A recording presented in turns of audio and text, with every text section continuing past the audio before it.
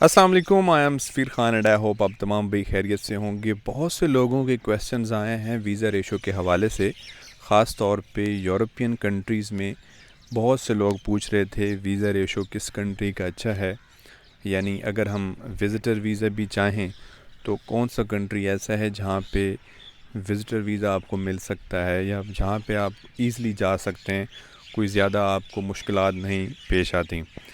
तो उसमें 2-4 कंट्रीज़ ऐसे हैं जिसमें आज मैं बात करूंगा और जिसमें स्पेशली हम भी काम कर रहे हैं। अगर आपको उसमें भी कोई हमारी ज़रूरत पड़े, यानी आप कोई सर्विस लेना चाह रहे हैं उसमें, तो हम भी उसमें काम कर रहे हैं और उसमें ये भी होगा कि 90 to 95% सक्सेस रेशो में जो कि हम काम कर रहे हैं विज़िटर वीज़ा के हवाले से आज स्पेशल वीडियो मैं बनाऊँगा।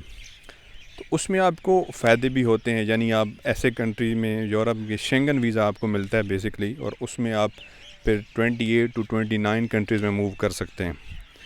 लेकिन हम जो भी प्रोसेस करते हैं उससे पहले यही दरख्वास्त होती है कि आप लोगों के जो डॉक्यूमेंट्स हैं वो प्रॉपर हों। उसमें जिस तरीके से हम कैंडिडेट को कह रहे होते हैं चीज़ें, तो वो उसके मुताबिक होनी चाहिए, तब उसका ये होता है कि रिज़ल्ट्स अच्छे आते हैं, विज़िटर वीज़ा फिर कामयाब हो जाता है। अब शेंगन में जो विज़िटर वीज़ा इस टाइम पे जहाँ पे सक्सेस रेशो ज़्यादा है वो नीदरलैंड है। वहाँ पे आपको रिज़ल्ट्स अच्छे मिलते हैं। हाँ, शर्त यह है कि आपके डॉक्यूमेंट्स अच्छे होने चाहिए, आपकी बैंक स्टेटमेंट अच्छी हो और प्रॉपर्ली आपके पास ट्रैवल प्लान हो जिस तरीके से उन्होंने डिमांड में लिखा होता है। दूसरा, अगर आप सैलरी आपकी आती है, यानी आप सैलरी पर्सन हैं, तो आपकी सैलरी अच्छी हो लास्ट 3 मंथ्स की, उसमें सैलरी की डिटेल्स हों प्रॉपर्ली, जो कि आपको ईज़िली मिल सकती हैं, कोई मुश्किल नहीं होता आप जिस कंपनी में काम करें, और आपका प्रॉपर तरीके से ट्रैवल प्लान हो, आपकी फ़्लाइट बुकिंग हो, इंश्योरेंस हो। तो ये तमाम चीज़ें हैं जो कि प्रॉपर्ली सेटल हों, और ये हम भी बनाते हैं, यानी हम भी ये काम करते हैं। तो उसमें आप हमारे नंबर पे कांटेक्ट कर सकते हैं, ये तमाम डिटेल्स आप ले सकते हैं, लेकिन लीगल तरीके से। कोई फ़ेक डॉक्यूमेंट्स नहीं होगा, बिकॉज़ फ़ेक में आपको फिर रिज़ल्ट्स नहीं मिलते, और फ़ेक हम रिकमेंड भी नहीं करते कि आपके फ़ेक डॉक्यूमेंट्स हों। तो ये चीज़ें हैं जिसमें आपको रिज़ल्ट्स अच्छे मिलते हैं।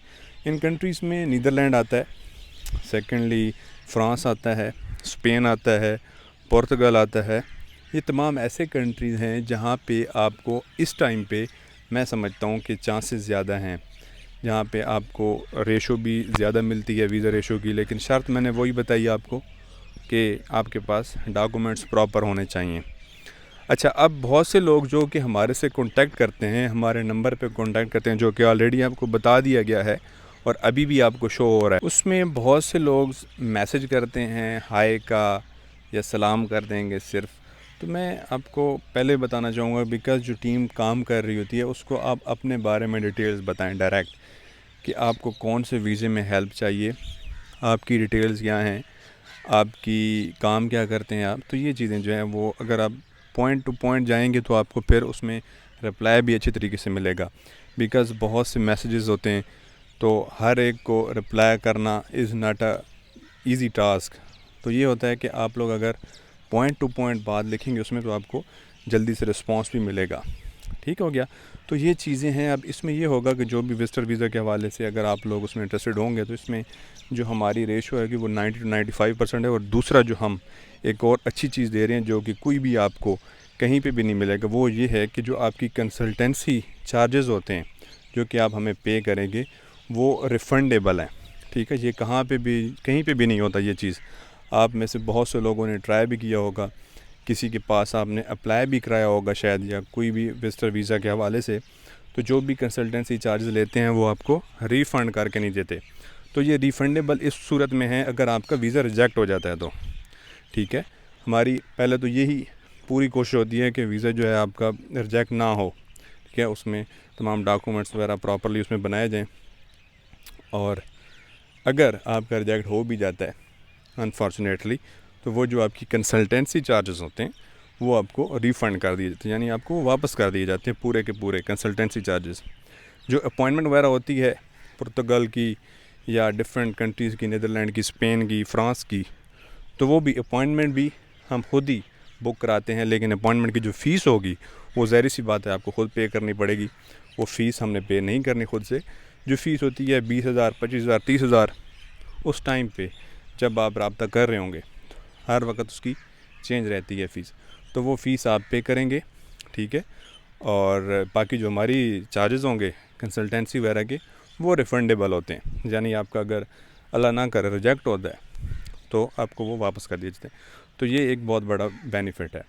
बाकी आपने जो भी लोग इंटरेस्टेड होंगे शेंगन वीज़ा में, और यूके को भी हम देख रहे हैं, ठीक है, यूके में भी आपको ज़्यादा चांसेस हैं वीज़ा के, फ्रांस में ज़्यादा चांसेस हैं, स्पेन में ज़्यादा चांसेस हैं, नीदरलैंड में बहुत ज़्यादा चांसेस हैं, ठीक है। लेकिन शर्त यह है आपके पास बैंक स्टेटमेंट अच्छी होनी चाहिए और वैलिड बैंक स्टेटमेंट हो, लास्ट 6 मंथ्स की उसके एक्टिव ट्रांजैक्शंस हों उसमें, ठीक है। Travel plan, flight booking, insurance, ये सब हम खुद ही करेंगे।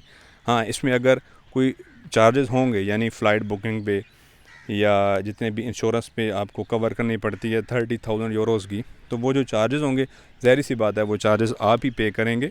जो उसके थोड़े से चार्जेस होते हैं, ज़्यादा इंश्योरेंस के नहीं होते।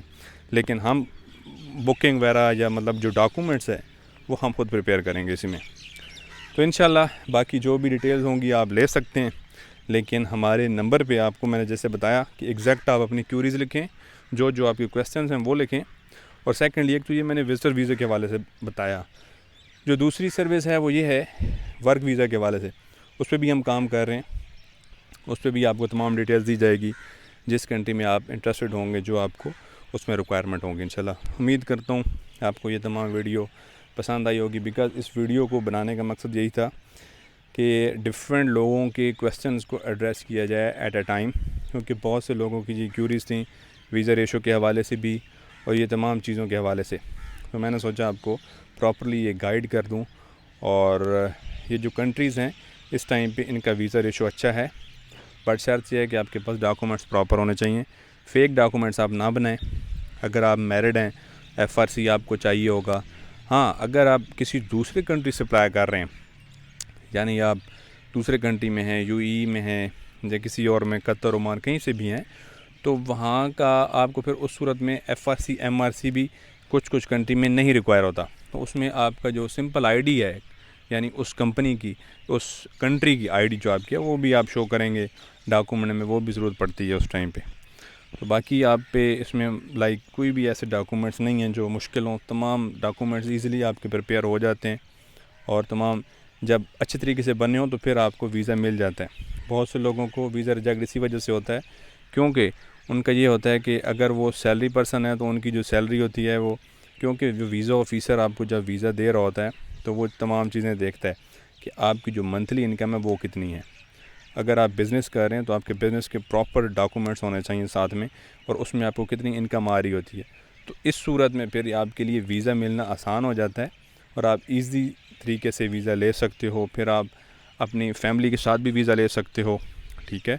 और एक टाइम पे जब आपको ये विजिटर वीज़ा भी मिल जाता है, टूरिस्ट वीज़ा, तो आप शेंगन में डिफरेंट कंट्रीज में मूव कर सकते हो। फिर आप उसको आगे फर्दर आपके लिए और भी चांसेस बढ़ जाते हैं। इंशाल्लाह नेक्स्ट वीडियो में मिलते हैं। अपना ख्याल रखिएगा। अल्लाह हाफ़िज़।